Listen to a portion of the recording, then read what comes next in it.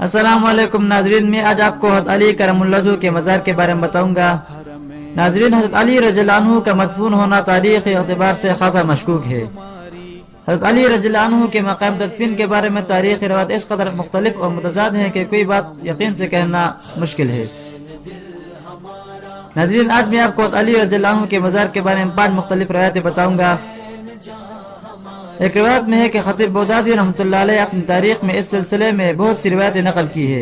احمد بن عبداللہ عجلی رحمۃ اللہ علیہ کہتے ہیں کہ علی رضی اللہ عنہ کو عبد الرحمن ابن ملجم نے کوفہ میں شہید کیا، اور حضرت حسن رضی اللہ عنہ نے عبد الرحمن ابن ملجم کو قتل کیا۔ حضرت علی رضی اللہ عنہ کو کوفہ میں دفن کیا گیا، لیکن ان کی قبر کی جگہ معلوم نہیں۔ ابن سعد رحمۃ اللہ علیہ کا کہنا ہے کہ حضرت علی رضی اللہ عنہ کو کوفہ میں جامع مسجد کے قریب قصر الامارہ میں دفن کیا گیا۔ ایک روایت میں ابو یزید بن طریف رحمۃ اللہ علیہ کہتے ہیں کہ جامع مسجد کی دیوار قبلہ کے ساتھ باب الوارقین کے سامنے ایک گھر ہے، حضرت علی رضی اللہ عنہ اس میں مدفون ہے۔ یہ گھر یزید بن خالد نامی ایک صاحب کا تھا، اور ایک روایت یہ بھی ہے کہ کسی موقع پر اس گھر کو کودنا پڑا تو اس میں سے حضرت علی رضی اللہ عنہ کی نعش تروتازہ برآمد ہوئی۔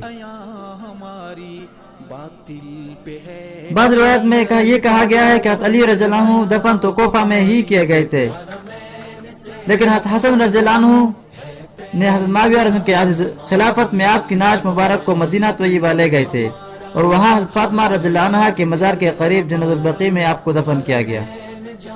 ایک اور روایت یہ ہے کہ حضرت علی رضی اللہ عنہ کو شہادت کے فوراً بعد ہی ایک تابوت میں رکھ کر ایک اونٹ پر سوار کرا دیا گیا تاکہ انہیں مدینہ طیبہ لے جائے، لیکن راستے میں قبیلہ طویع کے علاقے میں پہنچ کر اونٹ گم ہو گیا۔ قبیلہ طویع کے لوگوں نے اس صندوق کو خزانہ سمجھ کر اٹھا لیا، لیکن جب اندر نعش دیکھی تو اسے وہی اپنے علاقے میں دفن کر دیا۔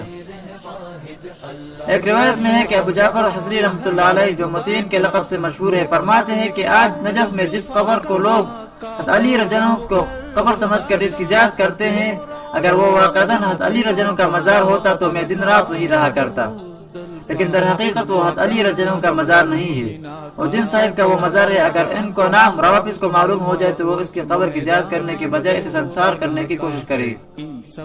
یہ صاحب مزار دراصل حضرت مغیرہ بن شعبہ رضی اللہ عنہ ہے۔ یہ تمام تر روایت تاریخ بغداد الخطیب سے لیے گئے ہیں۔ ظاہر ہے کہ ان متضاد روایات کے پیش نظر حضرت علی کرم اللہ وجہہ کے مزار کے بارے میں کوئی بات یقین کے ساتھ نہیں کہی جا سکتی۔ دوستو، اگر آپ کو یہ ویڈیو پسند آئی تو اس کو لائک کر دیں، چینل کو سبسکرائب نہیں کیا ہے تو چینل کو سبسکرائب کر دیں۔ ملتے ہیں انشاءاللہ اگلی ویڈیو میں، تب تک کے لیے اللہ حافظ۔